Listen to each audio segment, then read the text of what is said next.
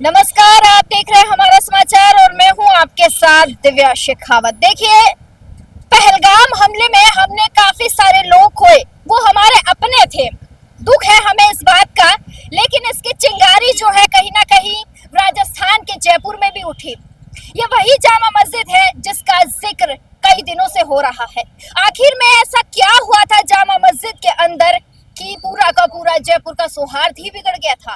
आखिर में कौन था इसके पीछे और क्यों जयपुर के सौहार्द को बिगाड़ने की कोशिश की गई? आज मैं आपको दिखाऊंगी जमीन की हकीकत, और हकीकत में जानेंगे कि आखिर में उस दिन यहाँ पर क्या घटना घटित हुई कि जयपुर में दंगा भड़का, हिंसा भड़की, लोगों ने अपनी अपनी प्रतिक्रियाएं दी।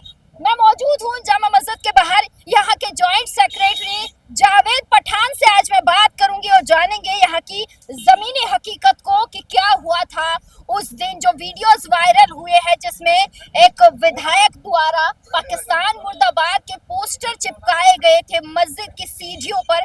क्या थी वो हकीकत, वो जानेंगे जावेद पठान से, जो कि जॉइंट सेक्रेटरी है जामा मस्जिद के। पहले तो जावेद साहब, बहुत स्वागत करूंगी मैं आपका। स्वागत के साथ साथ देखिए, ये पवित्र स्थान है तो मुझे लगता है कि मुझे चप्पल जूते लेकर नहीं चढ़ना चाहिए। खैर, अलाउड है तो फिर मैं आ सकती हूँ, क्योंकि देखिए ये भी एक पवित्र स्थान है। जिस तरीके से हमारी मंदिर है उसी तरीके से मस्जिद है। बहुत स्वागत है आपका। शायद मुझे लग रहा है जो वीडियोस हम देख रहे हैं वो इसी मस्जिद के हैं। जी जी जी बिल्कुल, ये जामा मस्जिद जयपुर जो राजस्थान का बड़ा प्लेटफॉर्म है, और राजस्थान में जो भी ऐलानात होते हैं चांद से मुताल्लिक, तो वो जामा मस्जिद से ही होते हैं। और अभी तक मेरे समझ में ये नहीं आता कि जामा मस्जिद ने हमेशा चैन और अमन का पैगाम दिया है। आज से पहले कभी भी, चाहे वो कोरोना काल रहा हो या कोई ऐसा जिसमें शहर के अंदर बदअमनी फैल रही हो, तो जामा मस्जिद की जानिब से हमेशा शांति का पैगाम दिया। मतलब हमेशा यहाँ से शांति का पैगाम दिया जाता है कि शांति से रहे, अमन और चैन से रहे।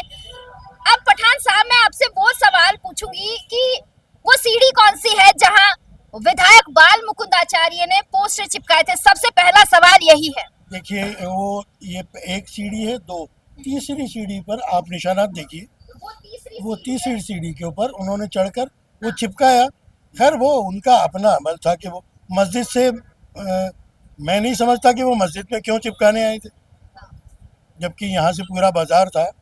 और जहाँ तक मैंने सुना है, उन्होंने ये कहा कि यहाँ लोग मेरे साथ नहीं लगे या एहतजाज नहीं किया पाकिस्तान मुर्दाबाद का, तो हम अब कह रहे हैं कि वो हमें बुलाते, हमें फ़ोन करते, हम उनका स्वागत करते। पाकिस्तान मुर्दाबाद था, मुर्दाबाद है, मुर्दाबाद ही रहेगा। हिंदुस्तान जिंदाबाद था, जिंदाबाद है, जिंदाबाद ही रहेगा। उनका ये मानना है, वो जो चूँकि वो आचार्य हैं, धर्म गुरु हैं, उनको अपने उस मकाम का भी ख्याल रखना चाहिए था। अगर कोई ये काम आम आदमी कर देता तो शायद इतना बवाल नहीं होता, लेकिन अपने धर्म के जिम्मेदार व्यक्ति द्वारा, हमारे उस वक्त नमाज का वक्त था और नमाज चल रही थी। अगर मान लीजिए कि वो नमाज नहीं होती और आवाम उसके अंदर कोई बदउनवानी फैलाती थी, तो कहीं से ज़्यादा नुकसानात होते। अच्छा, सवाल, जब ये पोस्टर चिपकाए गए थे उस समय नमाज का वक्त था? बिल्कुल, जी जी बिल्कुल, उस वक्त नमाज, हमारे यहाँ जो जमात होती है वो नमाज खड़ी हुई थी। ज़्यादातर लोग नमाज पढ़ रहे थे, और नमाज के बाद ही, सलाम फेरने के बाद आदमी नमाज तोड़ सकता है। बाद में यहाँ नीचे उदम भी हुआ, नारे भी लगे, जो हमारे पास वीडियोस हैं बराबर। उसके बाद हम जिम्मेदारान ने यहाँ आकर उसको कंट्रोल किया। शहर में जब ये मालूम चला कि ऐसा हुआ है, तो जाहिर सी बात है आक्रोश तो होना था। नौजवान आए, फिर भी पुलिस ने और कमेटी के जिम्मेदार और शहर के जिम्मेदार लोगों ने उन्हें समझाइश करके वापस भेज दिया। जब ये सारा वाक्य हुआ उस समय आप लोगों को नहीं पता है कि बाहर क्या घटित हो रहा है? जी बिल्कुल, नमाज के दौरान तो बाहर क्या घटित हो रहा है ये तो कोई कंसंट्रेट कर ही नहीं सकता ना, क्योंकि बाहर तो सिर्फ उदम की आवाज़ आ रही थी। तो उदम रोड पर भी होता है, लेकिन ये मालूम नहीं था कि वो मस्जिद के अंदर ही दाखिल हो गए।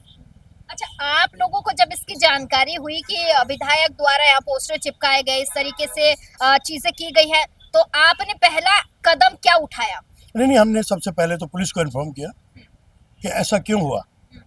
पुलिस के जो आला अधिकारी हैं वो फ़ौरन मौके के ऊपर पहुंचे, क्योंकि एक प्रोग्राम बड़ी चौपड़ पर था जो आक्रोश का एक था, और वहाँ से निकलकर ये बाल मुकुंद आचार्य साहब इस मस्जिद की तरफ आए, और धर्मगुरु भी वहाँ मौजूद थे, लेकिन उनका कोई इसमें रोल नहीं था।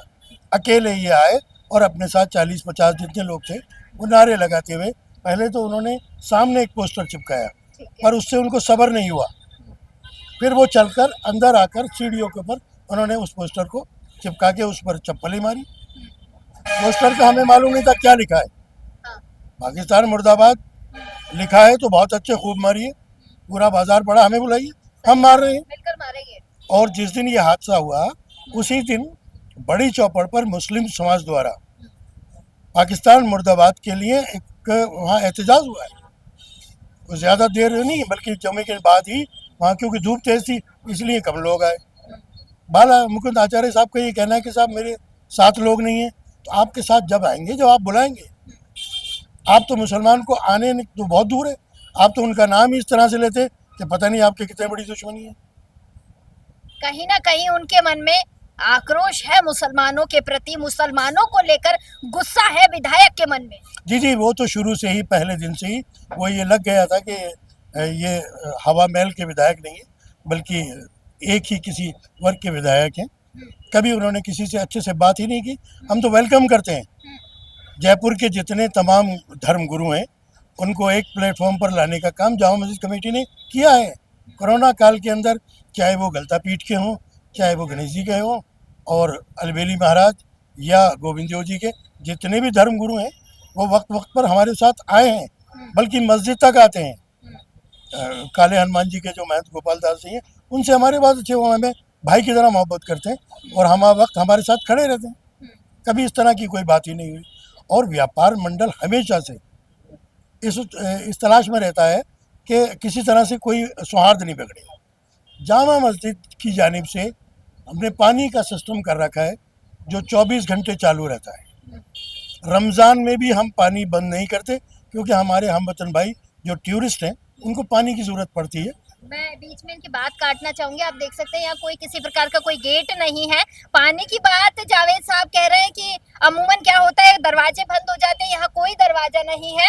पानी 24 घंटे पानी की बात करें कि कभी भी आइए आप यहाँ पानी पी सकते हैं, ये बहुत बड़ी बात है, नेकी की बात है।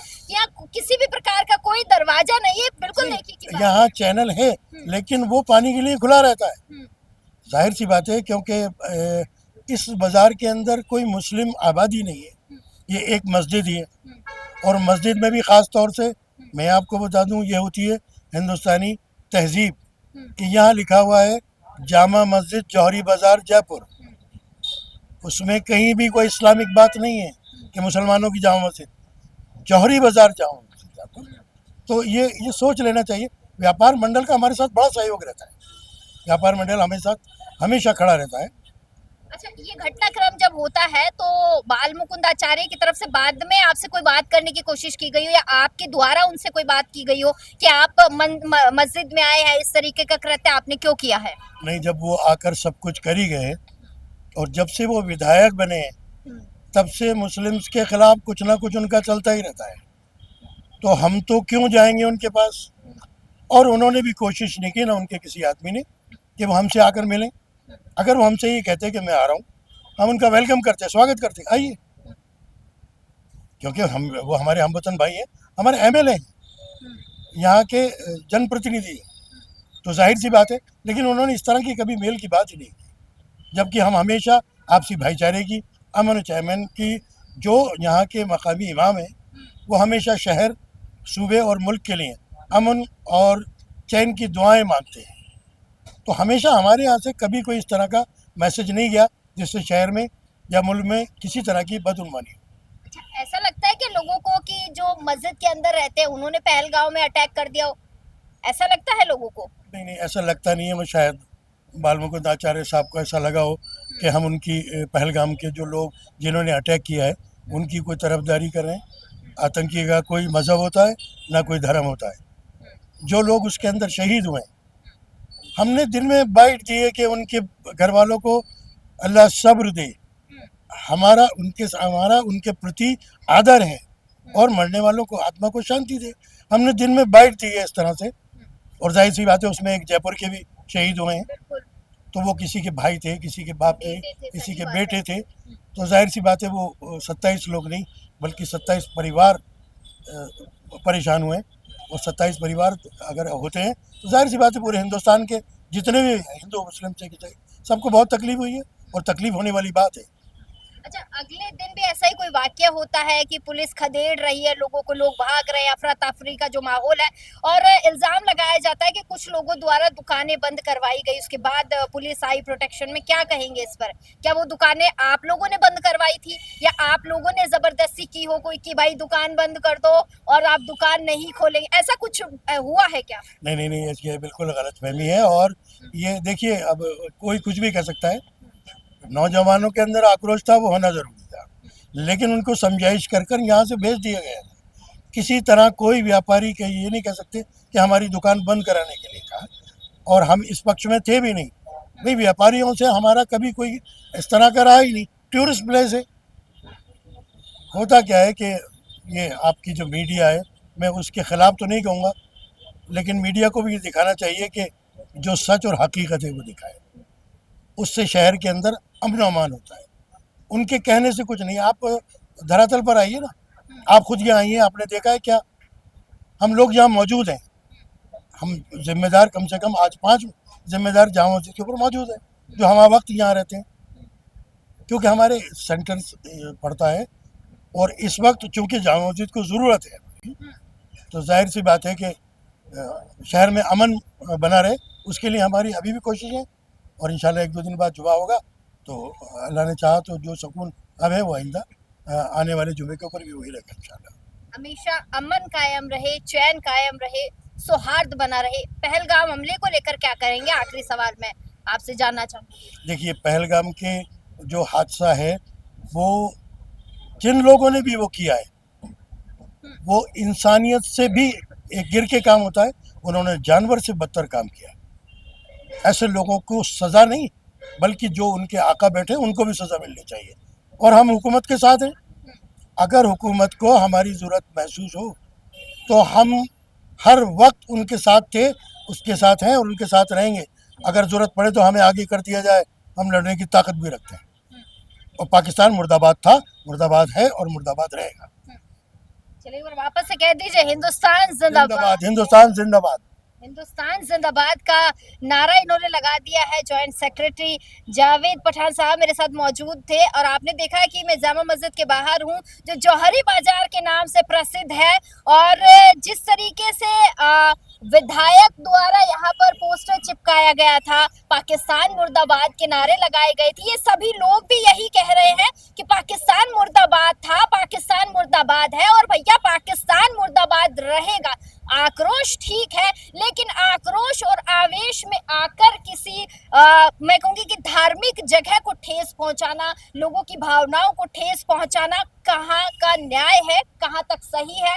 विधायक बाल मुकुंदाचार्य ने यहाँ आकर जिस तरीके से पोस्टर चिपकाकर जो भी उनका आक्रोश था, गुस्सा था, उन्होंने यहाँ आकर जाहिर किया, लेकिन कहीं ना कहीं इन लोगों की भावनाएं भी आहत हुई है। इन्हें भी उतना ही दुख है, इनका कहना है। जो पहलगाम में आतंकवादी हमला हुआ है, उस हमले से कहीं ना कहीं इनके हृदय को भी कहीं ना कहीं ठेस पहुंची है। जमीनी हकीकत मैंने आपको दिखा दी है। वीडियोस भी जो है आप लोग साइड में देख रहे हैं, जो वीडियोस चल रहे हैं, उस दिन क्या हुआ था, क्या नहीं हुआ था, वो पूरा का पूरा घटनाक्रम आप जो है यहीं के सीसीटीवी कैमरे से मैंने लिया है। और यहीं के सीसीटीवी आप देख सकते हैं, क्या सीसीटीवी कैमरास भी लगे हुए हैं। ऐसा नहीं है कि आनन फानन में लगाए गए हों, सीसीटीवी कैमरास भी यहाँ पर काफी सारे लगे हुए हैं। इधर आप देख रहे होंगे, मैं इधर दिखाना चाहूंगी, कैमरा सहयोगी को कहूंगी जरा यहाँ लगे हुए सीसीटीवी कैमरा को दिखाइए। और तो और वहां जो सीसीटीवी कैमरा लगा हुआ है, वो पूरा का पूरा घटनाक्रम उसमें रिकॉर्ड हुआ है कि आखिर में उस दिन क्या हुआ था, क्या नहीं हुआ था। गुस्सा ठीक है, आक्रोश ठीक है, लेकिन किसी की भावनाओं को आहत करना कहीं का न्याय और निर्णय नहीं होता। खैर, तमाम छोटी बड़ी अपडेट्स के लिए आप बने रहिएगा हमारा समाचार के साथ। कैमरा सहयोगी राजकुमार के साथ मैं दिव्या शेखावत, हमारा समाचार।